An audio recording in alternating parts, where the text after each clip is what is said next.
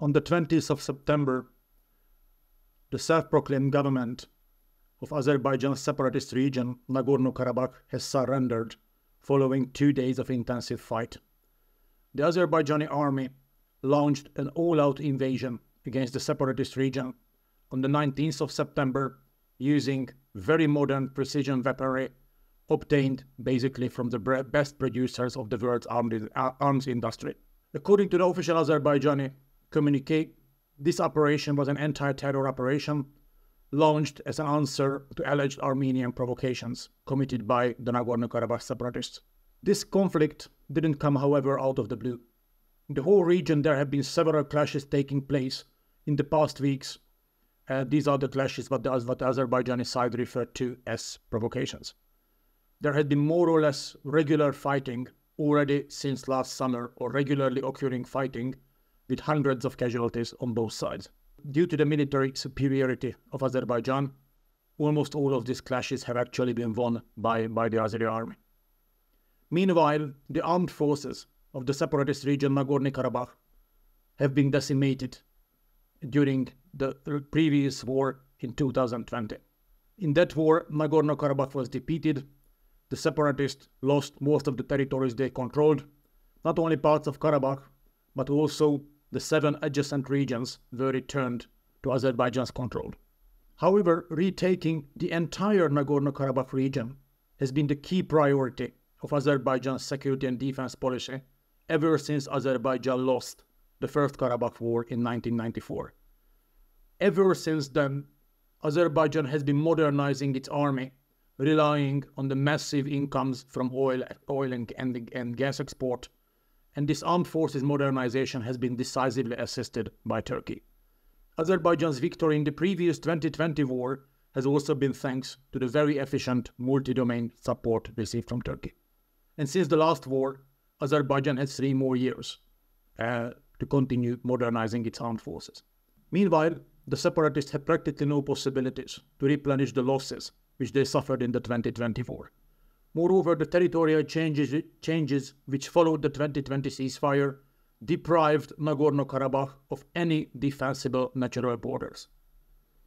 And due to the territorial prescriptions of the 2020 ceasefire, now the starting position of the Azerbaijani army was located in the town of Shusha, or Shushi in Armenian, which has been located literally some 2 kilometers away from the separatist capital of the de facto Nagorno-Karabakh government, called Hankendi in Azerbaijani, Stepanakert in Armenian. Interestingly enough, the Azerbaijani offensive did not start immediately against the separatist capital. Only artillery fire and precision drone strikes were employed, most probably in order to minimize civilian losses. According to the 2020 ceasefire agreement, there was a Russian peacekeeper unit deployed to the region to guarantee the ceasefire agreement, its implementation, and also monitor the processes there. However, this Russian contingent was never too large.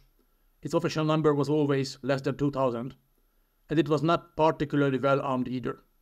Moreover, the war in Ukraine deprived this Russian contingent most of its heavy weaponry as well as of most of their combat-capable units, because these units and weaponry were redeployed to Ukraine. Hence, in the present war, this Russian peacekeeping contingent could not fulfill the role it was deployed there at all.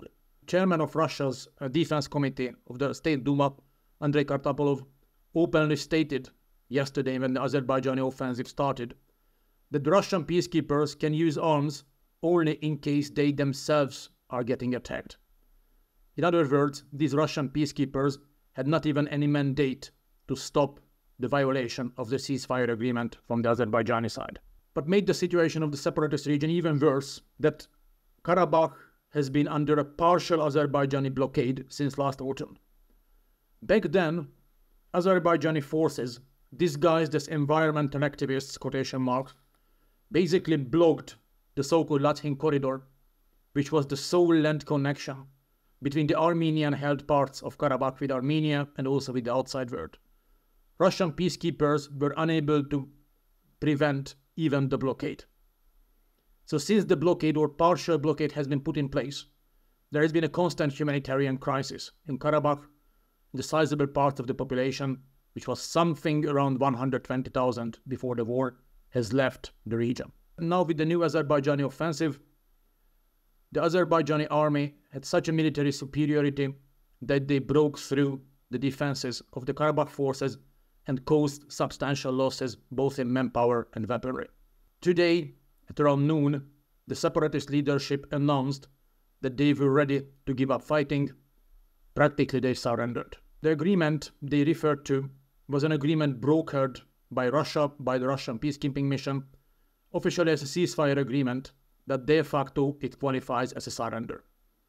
The main points of these agreements included that the separatist region disbands all armed formations and heavy weaponry is to be handed over to Azerbaijan.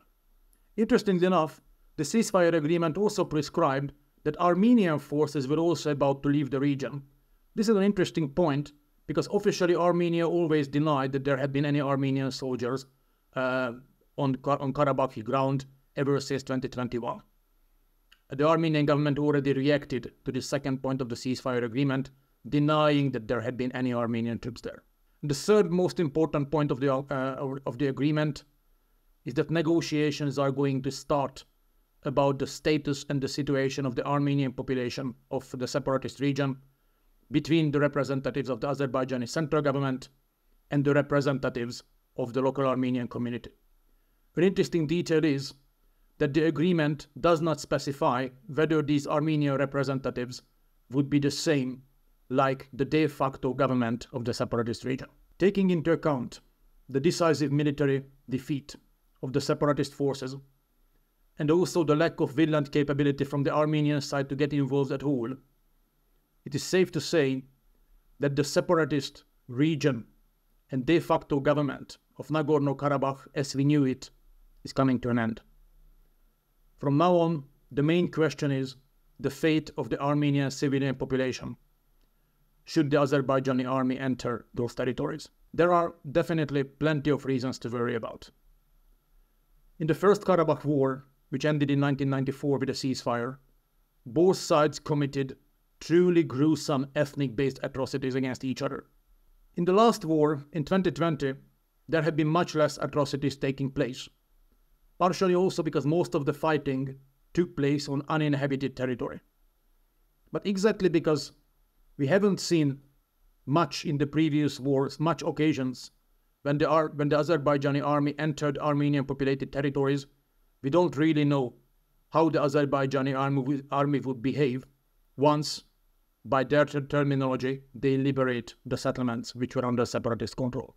So far, there have been no information arriving about any large-scale ethnic atrocities, even though Azerbaijanis already entered a few Armenian settlements. The civilian population, however, is already leaving en masse. It's highly likely that the Azerbaijani government would not particularly mind if most of the ethnic Armenians leave the country. Moreover, there are signs indicating that the Baku government is actually pushing parts of the Armenian population out of the separatist region towards Armenia. An additional complication in the situation that there is practically no international presence in Nagorno-Karabakh. The International Red Cross is active there, so is a smaller NGO called Halo Trust doing demining, but apart from them, there is practically no international presence in the region. As things look at the moment, in the afternoon of the 20th of September, it looks like that this 2 days war has been the shortest war in the blood-stained history of the Nagorno-Karabakh conflict, and most probably the last one.